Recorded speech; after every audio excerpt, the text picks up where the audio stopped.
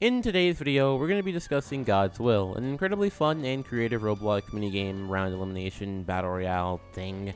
I don't know. Just imagine Squid Game, but instead of actually being Squid Game, it's based off of some old Japanese movie that released back in 2018, which, you know, happens to be based on an even older manga series. All I need to know is that this game is really good. One of my favorite games in the genre, and not to mention, just the overall presentation of this game alone is fantastic. But although this game might look and feel stunning, that's not what makes the game so fun. If you want to know who to thank for that, it's of course the wide variety of minigames that you're able to play.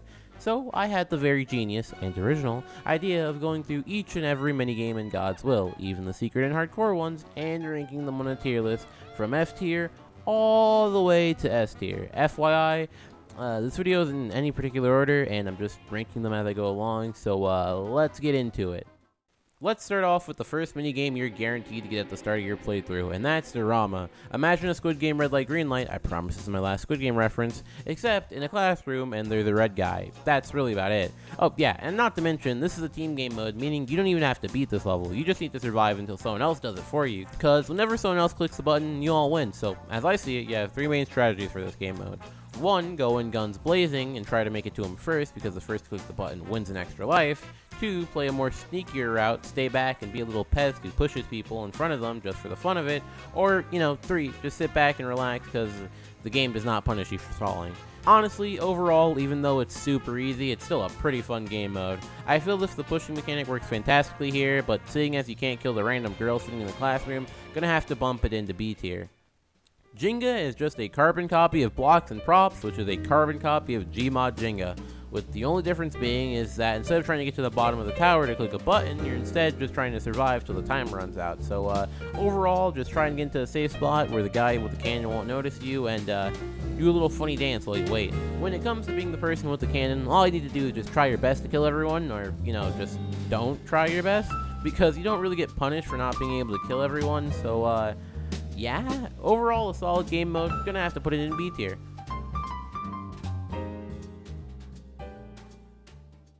Hide and Seek is honestly one of the more weaker game modes. I don't know if it's sort of hot take or not, but yeah, I just don't enjoy it that much. The hiding spots feel bland, and I feel as if it is just like literally an AFK simulator. I really enjoy the style they're going for, but I do feel as if it also contributes to the mode feeling so bland, since there's nothing really interesting to look at.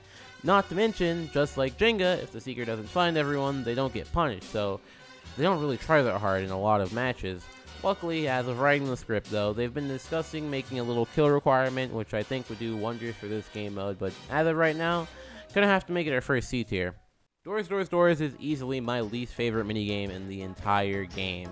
Your objective here is just to quickly find and open the right door that matches with the one on TV.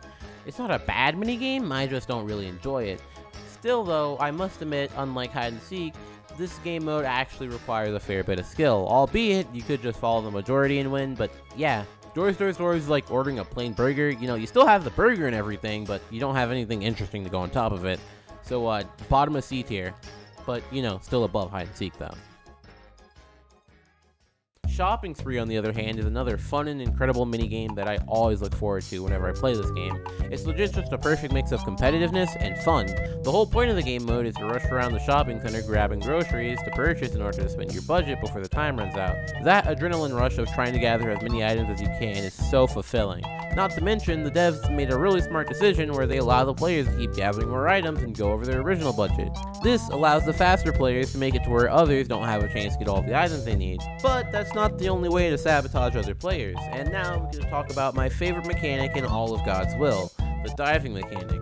Whenever you dive directly into a player, it knocks everything out of their cart, meaning if you're a big enough douche, you can hypothetically go around ruining everyone's day by stealing their stuff right out of their hands. Meaning, maybe, hypothetically, once again, this is all hypothetical, if you're fast enough, you could manage to camp the cash register so hard, nobody manages to cash in their items, and you're the only one that qualifies. But this is all hypothetical, I just want to let that be known, and would never be the right thing to do. Oh, yes, yes, yes, yes, yes, yes, yes, yes, yes! Yes! I killed them all! They're all dead! I did that! I am him! I am him! S tier. Finally, a game that gives me nostalgia for the pandemic. Monkey Game is a minigame that I've always been sort of mixed on. On one hand, I love the whole idea, and not to mention, this is also the first game mode where everyone is working together, and the soundtrack and songs used here to fit the mood fit perfectly. But I still find it to be one of the weaker game modes nonetheless. Like, I hate to be the guy who critiques the game mode where you're literally riding rockets to destroy an evil big monkey while dressed up as a banana, but the whole minigame itself just feels extremely slow at times, especially with how big the map is. I end up not being able to get to any of the rockets in times, and unless you're standing right next to him, that monkey's not even that big of a threat. Monkey Game is far from a bad minigame though. I still enjoy it a lot, but just after a few playthroughs in one sitting, I definitely get bored of it. Bottom of B tier.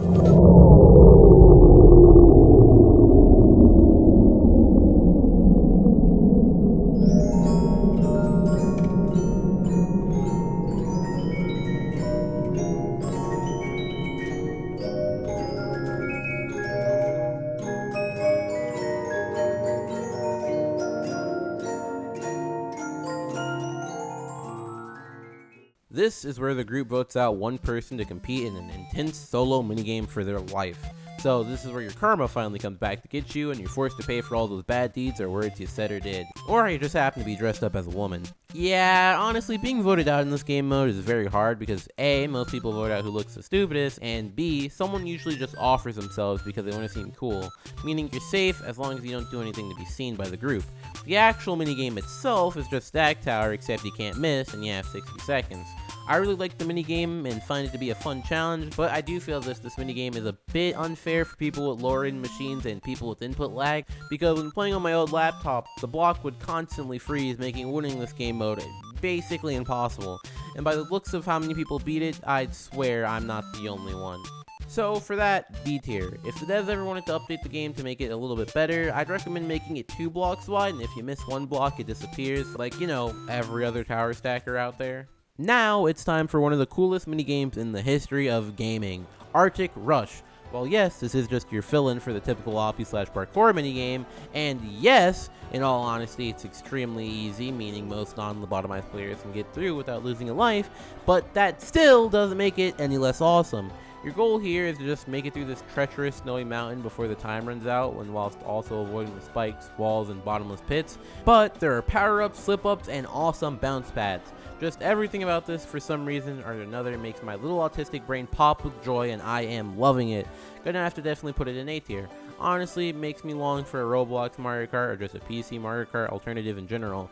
Please, if any game dev is watching this, just make it a reality. It'd go fun. It'd be fun.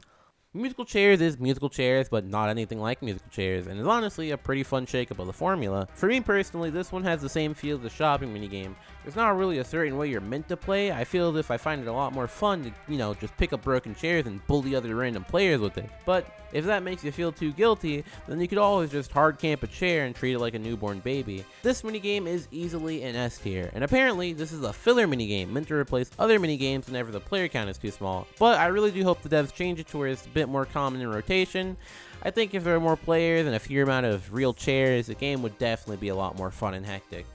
The piano minigame is God's Will super secret hidden Easter egg minigame, and honestly, I'm fine with it staying a secret. Overall, it's a fine minigame. I just don't really find the whole memorizing the piano pattern that fun of an experience. It's like Doors, Doors, Doors, except this game requires like a very little amount of skill, and it's not that hard.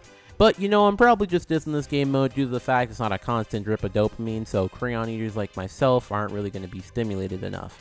C tier. Not to mention, since it's a secret minigame, most people don't understand how to actually even play, and you have moments like this.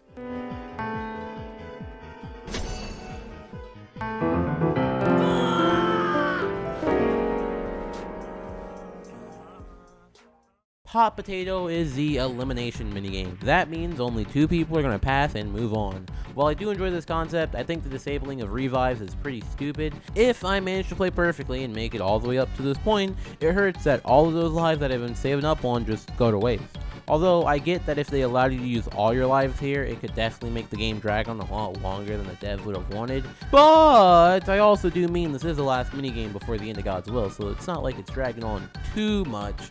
And if the game is going for too long, you know, they could always just code the timer to get quicker and quicker as the game progresses. But despite my criticisms of the minigame, I still really do enjoy it. The movement is fun, music's good too, and I'm a sucker for fast-paced game modes like this. S tier.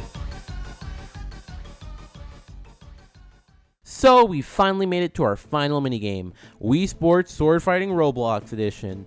This minigame is exactly as it sounds. Imagine swordplay, but on Roblox. Honestly, it's super entertaining and makes for a perfect, intense final minigame.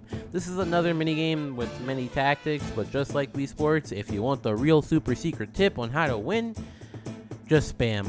Yeah, that's about it. Just keep swinging and hope for the best. And, you know, if that doesn't work, you could always just parry, block, dodge until victory is yours. You know, it is a really super fun minigame and idea, it's just that when you put it into practice, it doesn't really work here in Roblox. Which makes no sense because some of the most popular Roblox games out there are weapon combat games. I feel that even though I get all the blocks right and stuff, I still find myself losing due to the constant spam. But, you know, whenever I do start to get that advantage, the thrill of knocking someone off is so much fun. Oh, I'm actually on the... I'm on the glimpse of what... Yeah! I did it! I did it! I did it! I did it! I did it! I did it! I did it! I did it! I did it! I did it! I did it! I did it! I did it! I did it! I did it! Ah, you suck! Oh my God! You suck! Oh, you suck! I'm gonna dance on you! Yeah, you leave the game! Leave the game! Leave the game! This is my lobby! This is my lobby! Yeah! So for that, gonna have to put it in A tier. It's like Deep Woken, but you know, not shit. Now we finally gone through and ranked each and every one of the base minigames, but there's actually a secret mode that you unlock just by winning, and that's Hardcore mode. Overall, there's nothing too new here, but the minigames are tweaked to be a lot more difficult, and honestly, these changes make the minigames feel a lot more different from their normal mode counterparts. So, I've decided to just rank all of them on the list as well. Once again, we're back at the start with Daruma. The minigame is honestly brutal if you don't know what you're doing. The timer is reduced by a lot, there's actually an AFK penalty here, and not to mention, if you happen to walk over another player's blood, you'll end up tripping and dying. But, as long as you just take your time here, you'll be completely fine. And that's honestly the best advice I could give to a new player playing hardcore. Just sit, wait, walk when you have his back turned to you, stop when he's facing you, and that's all you need to worry about. And if there's blood in front of you, just sit there for a while. And after about like 30 seconds, you would have either been up next to him or someone else would have beat you up there. Solid A tier. Next one by far is the most tedious minigame of the small bunch, and that's Monkey Game. A lot of the problems from the original Monkey Game carry over here, and not to mention, the monkey instantly kills you now, making it a lot harder. My advice here is just to play very safe, and only go for a hit if you're 100% certain he's distracted. And honestly, if you have a big lobby, going for a hit isn't even really worth it, just wait for someone else to do it for you. Also, a quick heads up, he has one more extra phase after his original 3, so just watch out for that, so that way you don't be shocked when he kills you. These next few minigames are really just like their base game counterparts, so we're just going to do a very quick round going over them and ranking them on the tier list. First up, Sled Rush is going right back in A tier, baby. Hashtag we stand. There's nothing but good changes here, like the time being reduced and spikes instantly killing you. The added difficulty really makes this minigame a lot more fun. Next up is the challenge minigame, and just like its counterpart, it's going right back in B tier as well. And last but not least is hide and seek, and that's going to go straight to the bottom of C tier. Usually most seekers just AFK here, which is a nice thing to do because I won't lose a life, but honestly this just makes the game feel a lot more boringer than it already was. And with that, those were the minigames that I felt as if weren't that much different from their base game counterparts, so I decided to just do a little quick round with them. And now it's time to talk about what's easily the worst minigame in this entire game. Doors, Doors, Doors Hardcore mode. Now, as you already know, I'm not that big of a fan of the original Doors minigame. It just feels way too bland and it just drags on for way too long. Now imagine that, but borderline impossible. I'm not even coping here. This game mode is so hard, the devs have to pull people to see if they need to make it easier. I feel that although all the other hardcore game modes might have a few problems, they might have some huge difficulty curves you gotta get used to, but I still believe that they're beatable without dying, you know? But Doors, Doors, Doors is a game mode where you are guaranteed to die once, even if you have the entire lobby all working together to find the right door. There is no ifs, and our butts about it, the fire will kill you. You will die. You will die and die and die, and you'll just ask yourself, why do you play this game? Why do they have to look like specks into their eyes to throw you off? Why? Who made this concept? Who made this concept? It's as if Hitler and Satan himself had a baby and then injected it into a Roblox game. Nothing in this minigame is fun. They also made the minigame drag on for way longer now. It's like, why do they punish us? Why? But overall, as I said previously, the devs are working on making this minigame actually enjoyable. But for now, I'll have to drop it all the way down to D tier where it belongs. The minigame is just so damn much. It's not enjoyable. But, you know, at the same time, I know it's not that bad enough to where it has to be ranked in F tier. Because, you know, if you try really, really hard, you give it your all, and you practice over and over again, you may be able to get a deathless run. But you gotta pray to God, and you have to do a deal with Satan.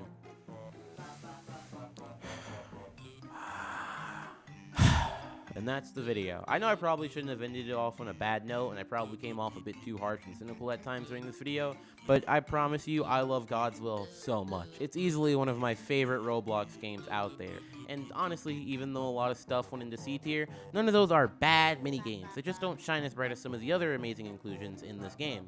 So, to any devs watching this, please don't take the criticism too seriously. I love what you made, except hardcore doors, and I can't wait for the next update. And, my name's Timbo, and,